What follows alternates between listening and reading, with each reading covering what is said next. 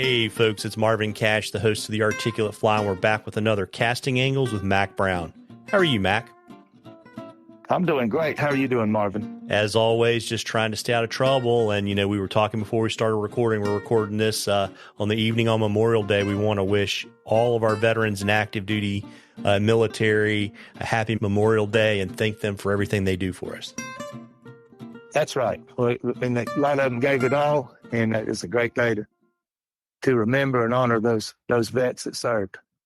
And I'll also just put out a public service announcement close to where I grew up I grew up in Lynchburg, but in Bedford, Virginia on June 6th, there's the National D-Day Memorial is there, and they're going to have a very, very special multi-day ceremony to celebrate the 80th anniversary of the D-Day invasion. Well, that'd be good. Are you going to go up? I very well may. I'm still trying to kind of work things out, but it's an amazing thing. And one of the reasons why they put the National D-Day Memorial there was because, back in the Second World War, a lot of times you served kind of with everybody from your hometown. And apparently Bedford had the highest casualty rate of kind of any town in the United States on D-Day. So it's there. It's a phenomenal memorial. And I think, if folks make the effort to get up there, they won't be disappointed. Well, that sounds like a good time. Maybe we'll go up there and stay at your mom's and eat lasagna and go to that. Yeah, there you go. And maybe get a little smallmouth bass fishing in. But speaking of smallmouth bass, I know it's been, in our neck of the woods down here in the mid-Atlantic, we've been getting ripped with rain. And you and I were talking before we started recording that unless you like chocolate milk, you probably need to stay off the DH and head up high, right? Pretty much. We've been getting hammered with thunderstorms for weeks, just about every day. And it's run chocolate out there. There's not a lot of floats and things going on. It's been pretty dirty for about 2.5 weeks. So we've been going up on the wild streams more up high, and those are fishing really well. Yeah, and I know you also had some good news because I saw your Instagram feed that both the most important to you, right, because your son's run on the boys team, but the boys and the girls track team at Swain County High School won the state championship. That's right. Yeah, that was really neat. We've been going down there since Connor was in high school, and he graduates next week. And it's been a long, learning process for all of them, and it was nice for those seniors that are going out to go out that way, because that's the first time in Swain County history that the boys pulled that off. And the girls, I think that was the girls' 10th state title in a row.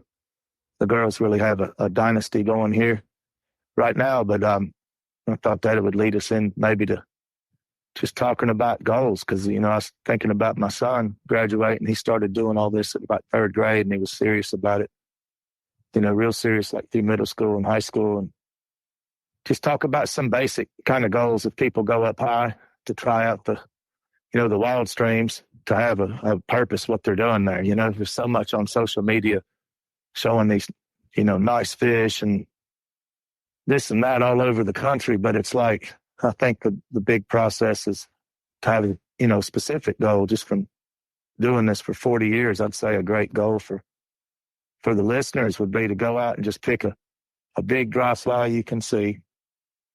Something like a golden stone. There's still a lot of golden stones out there. So a size 12 golden stone that you can see in fast water, and just work on drift for the whole day. And when we say we got to make a goal with that, though, to say work on drift, a lot of people go, well, that's a good drift and it's 2 or 3 feet. And other people say, well, 6 feet. Well, if somebody really plays that game, then it really shouldn't be a limit. Even with the multiple complex currents, they ought to be able to pull out 20, 30 feet and make it go from 30 feet above to 30 feet below. Now we're talking 60 feet. So that's all line control, what we do after it's on the water. As much as we teach and talk about casting, Marvin, I think that the drift exercise is just a wonderful drill for line control of what we do to enhance it. Yeah.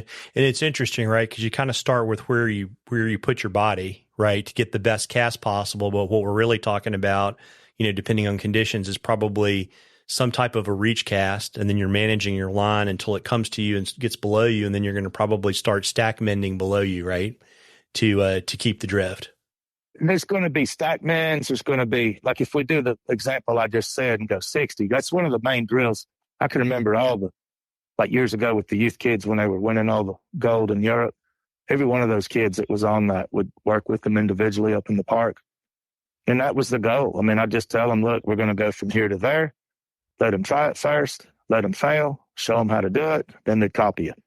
And that was so important for pulling off those kind of drifts. And so a lot of hump mens, a hump man is different. It's like going up, up, up. So when we're paying line out below us, but yeah, there'll be stacks. It's just, here's the thing, to go like on a gradient rich stream like the Smokies has, you're going to be doing something with the rod the entire time. It's never sitting idle. It's either being hump manned or getting ready to stack it out or something. And that's what I've seen a lot over the years, guiding that makes you want to go fish more than guide, Yeah. Like people don't see that naturally. And so I'm saying as a drill for people to improve, make the goal big, not just 5-6 feet. Make it big goal. And you'll find that the more they exercise that drift game and, put the fish second and put drift as their priority, the fish will start following. They're going to catch way more numbers of fish than they've ever dreamed of just by making drift their exercise. Yeah. And then I guess we should also add that, that's really talking about dead drift, but we also want to talk about learning to animate the fly and manage your line, right? Oh, yeah. That's another one of the tricks. Like as it's going down, you get it like in a little pocket or something to animate it and make it. You can make it hop and skitter and dance. Well, that's what Mark Cathy was so famous for here, is the animation of the fly, to make it look like it's alive. And the best way to do that is in the evening, watch a dun that's going down the river late in the day, and it gets to a rapid at the tail out of a pool, and watch what it does. When it sees the fast water coming up, they got great eyesight, mayflies. You'll watch it start jumping and skittering, trying to get flight while its wings are getting hardened. And it'll do everything in its power to not go down in the riffle. You know what I mean? To get flight. And it'll do those little exercises. So when it gets to the tail, it'll try to get flight. It might come off the water 6-8 inches and land 4 feet back up from the tail of the pool. And it drifts and it comes back up. You can learn to animate that and mimic that with the line control, that we're talking about.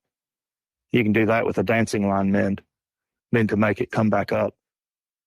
And so it's the combination. But I think dead drift, I think it's easier to animate. I don't know. I shouldn't say that. I guess everybody's different. It might be easier. I think dead drift, though, you can mix them up, like practice dead drift exercises, then practice animating exercises, then practice the combination together, to do both. Yeah. And then really to kind of step back out of it, what we're really talking about is the stuff that we've talked about over and over and over again about, striving for continuous improvement, being curious. And, the great thing is you don't have to eat the elephant all at one time. You pick kind of one thing you want to work on the water and go work on that. And, you just, you get it sort of figured out and then you kind of put that in your quiver and, you pick another thing to work on. You don't have to become the greatest fly fisherman ever on one outing. You just kind of have to have a methodical approach. I imagine it's a lot like the way your boys train for track. Oh, yeah. Yeah, they got specific goals. And, looking at the schedule of what they did 2 months leading up to state, it's pretty intense. I went up there a lot to watch them. And what they do is they start resting you less and less. So you're doing like 400 repeats, 200 repeats. Normally early in the season, you might have a minute rest. They keep cutting that time down and cutting it down to where you got 15-second rest and you're still doing the same number. So it ends up being a lot higher intensity because there's not as much rest in between. But same thing in angling. I like that idea, what you said about don't try to eat the elephant all at once, because that's really true. To be honest, it's impossible. Nobody could eat the elephant all at once in a day, not with the amount of things that are out there. There's just too many things to say somebody could do that in a day.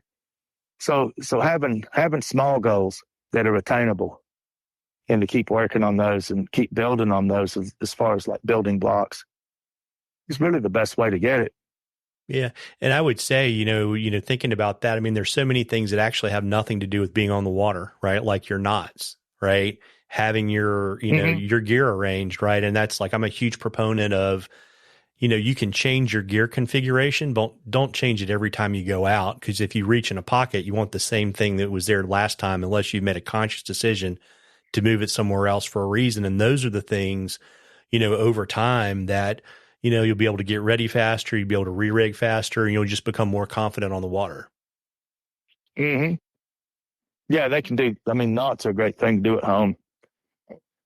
That's the best place to get fast at those. Get fast at those at home. And the key is just have a couple of knots. You don't need.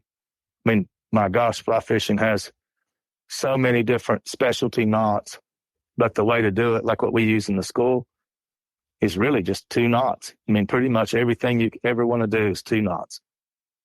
And you don't need, I mean, that's a big part of what intimidates people about this sport, is thinking about all the different knots, and there's really not that many. You can make it really simplified. As far as once you have your butt section, the leader on there, everything is 2 knots. Then get fast at them. Get them down 3 seconds, 4 seconds or less. Because, I mean, I see far too many people in guiding. They get proud and want to tie their own rig, and I'm just like, let me tie it for you. No, I want to tie it. And you look at them tie it, and it's like 6-8 minutes later, That's time wasting. Get them fast. 6-8 minutes is unacceptable. I'll just go ahead and say it. But, it's funny too, right? Because we've got, I don't know what we've got, maybe, 2 weeks of DH left in North Carolina. So, yep. Things are going to change. And so, kind of building on this education theme, Mac, I know you've got some topical schools throughout the summer. You want to tell folks a little bit about those, kind of where they can get more information. And also, I know you're taking people down the river. And if you're not, you've got people that work with you that are. Mm-hmm. Yeah, we've still got like a wet fly. There's a dry fly school this weekend, a wet fly school coming up. We run those specialty schools like 2 days long, kind of a short, like the week-long school we do, compressed into 2 days, just dedicated to the one topic. And that way, people can look at those. And if they want to work on, their wet fly game, and then we cover pretty much everything that we do in the week-long school on wet fly during that. And that just gives them an opportunity, and they can find that info on either on social media stuff. Go to the website, macbrownflyfish.com. That's the easiest place to find it. Yeah, but you're an email or a phone guy, right? Yeah, pretty much, or text. I like text. Yeah, text work good too, because I'm in and out of service a lot this time of year.